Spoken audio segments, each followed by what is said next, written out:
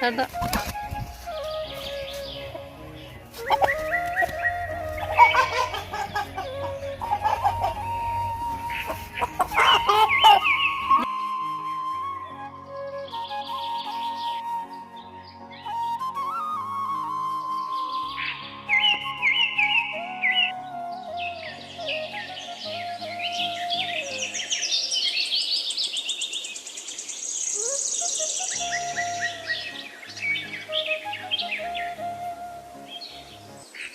আসসালামু আলাইকুম, village life with Salma চ্যানেলে আপনাদেরকে আরও একবার স্বাগত জানাই। আজকে চলে এসেছি রান্নাবান্নায়। আজকে রান্না করব মুরগির মাংস দিয়ে শীতের প্রথম আলু, নতুন আলু। দেখুন, একেবারে নতুন খোসা ওঠা আলুগুলো নিয়েছি। আর এখানে নিয়েছি 1 কেজি মুরগির মাংস। আলু দিয়ে মুরগির মাংসের ঝোল করব। ছোট্ট একটা ভিডিও শেয়ার করতে যাচ্ছি আপনাদের সাথে। আশা করি ভিডিওটা ভালো লাগবে, তাই রিকোয়েস্ট করব স্কিপ না করে ভিডিওতে একটা লাইক দিয়ে শেষ পর্যন্ত দেখতে থাকুন। আর আমার যে ভিউয়ার্সরা আজকে আমার ভিডিওগুলো ফার্স্ট দেখতেছেন কিন্তু আমার চ্যানেলটাকে এখনো সাবস্ক্রাইব করা হয় নাই, প্লিজ চ্যানেলটাকে সাবস্ক্রাইব করে পাশে থাকা বেল বাটনের অল অপশনটাকেও ক্লিক করে দিবেন। তো চলুন শুরু করা যাক।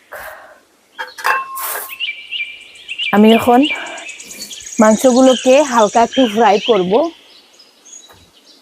আর এদিকে দেখুন, আজকে সকালে খুব বেশি কুয়াশা পড়েছে। এখন বাজে সকাল 8টা, কিন্তু কুয়াশাটা এখনো কাটে নাই।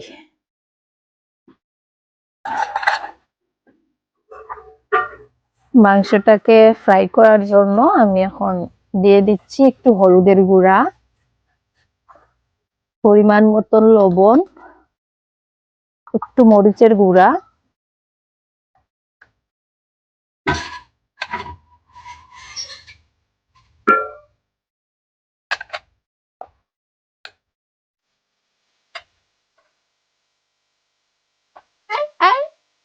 এখন মাংস চুল চলে এসেছেন।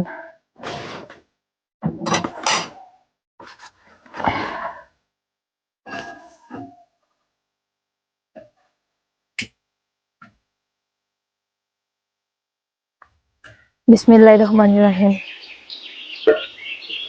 চুলায় জাল করে নিয়েছি, এখন মাংসটাকে ফ্রাই করে নিব।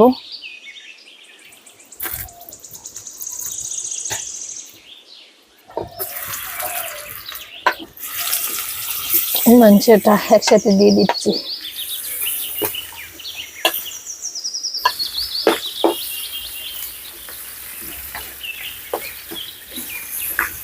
মাংসটা ভাজা হতে থাক, আর আমি এদিকে আলুগুলো কেটে নিব।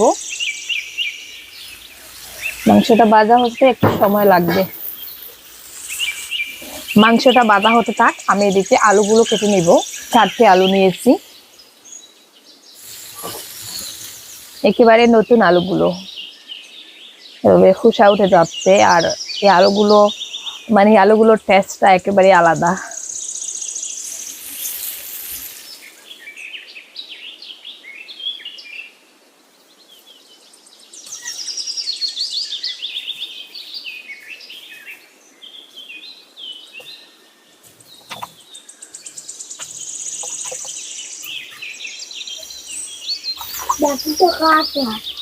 মাংসের এক পিঠটা মনে হয় হয়ে গেছে। মাছপাতির মতন ওপর সাইডটা উল্টে দিব।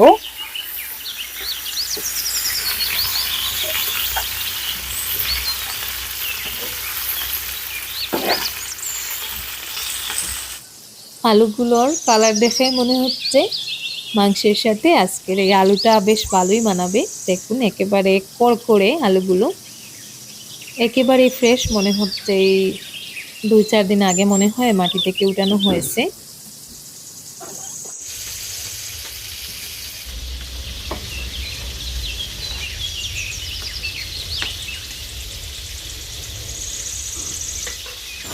একদিকে মাংসটা ভাজা হচ্ছে আর অপর দিকে আমি আলুটা কেটে নিচ্ছি। সাথে আছে আমার বোনের মেয়ে আর আরিয়ান, ওদের সাথে গল্প করে করে রান্না বান্নাটা করে নেব।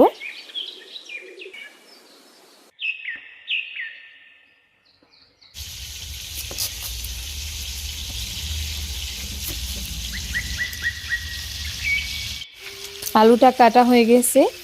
আমি এখন 2-3 বার পানি দিয়ে আলুটাকে ভালো করে পরিষ্কার করে ধুয়ে নিব। আর এদিকে দেখুন আমার মাংসটাও ভাজা হয়ে গেছে। এখন আমি ফ্রাই প্যানটা চুলা থেকে নামিয়ে নিব। সব অ্যারেঞ্জমেন্ট শেষ, এখন রান্নাটা বসিয়ে দিব। রান্না করার আগে আমি আলুটাকে একটু মরিচের গুঁড়া, হলুদের গুঁড়া আর লবণ মাখিয়ে হালকা করে ফ্রাই করে নিব, যাতে রান্নার সময় আলুটা ভেঙে না যায়।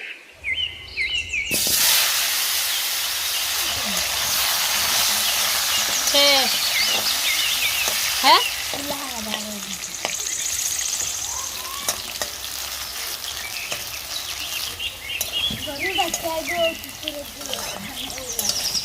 আলুটা ভাজা হয়ে গেছে, দেখুন একটা লালচে লালচে কালার চলে এসেছে। তো আমি এখন আলুটাকে নামিয়ে নিচ্ছি।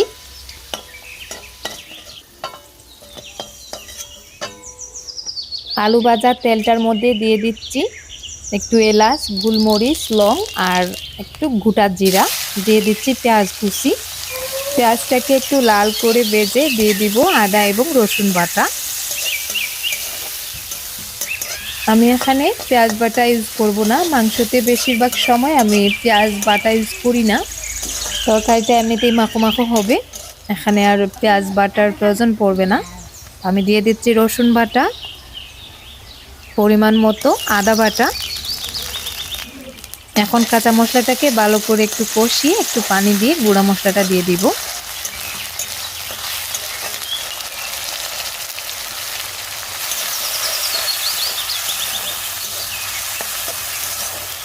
দিয়ে দিচ্ছি হলুদের গুঁড়া,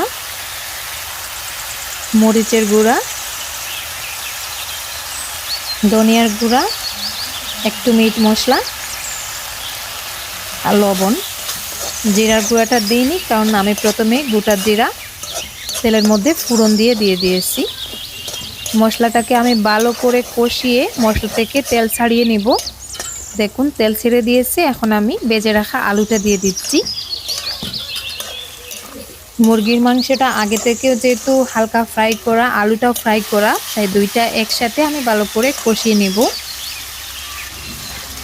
আর মাংসটা আমি যত সুন্দর করে কষাবো, যতটা বেশি সময় নিয়ে কষাতে পারবো, তরকারির স্বাদটা ততটাই বাড়বে।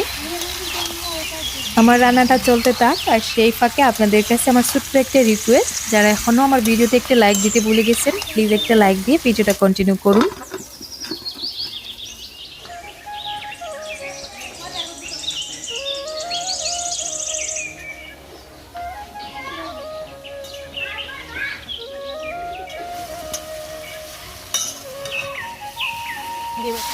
মাংসটা আমি ভালো করে কষিয়ে দিয়ে দিলাম একটু পানি।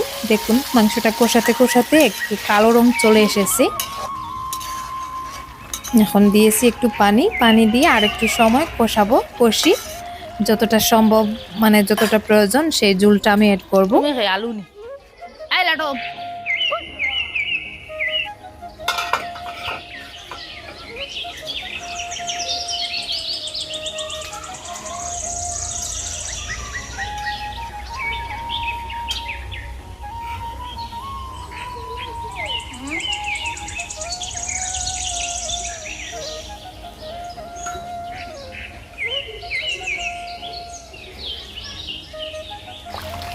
আমি আরেকটু ঝোল অ্যাড করেছি। দেখুন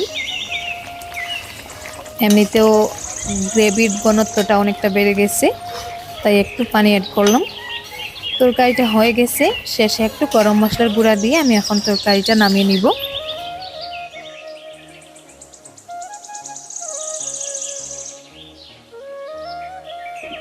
রান্নাবান্না শেষ, খাবার খেতে বসে পড়েছি। দেখুন কালারটা যেমন সুন্দর এসেছে, আর টেস্টটাও কিন্তু দারুণ হয়েছিল। এখানে একটু ধনিয়া পাতা দিলে আরও বেশি ভালো লাগতো, কিন্তু ওই মুহূর্তে আমার বাসায় ধনিয়া পাতাটা ছিল না, তাই ধনিয়া পাতা ছাড়াই রান্নাটা করলাম। তারপরেও খেতে কিন্তু মন্দ হয়নি। যাই হোক, এতক্ষণ আপনাদের মূল্যবান সময় ব্যয় করে ভিডিওটা দেখার জন্য অসংখ্য ধন্যবাদ।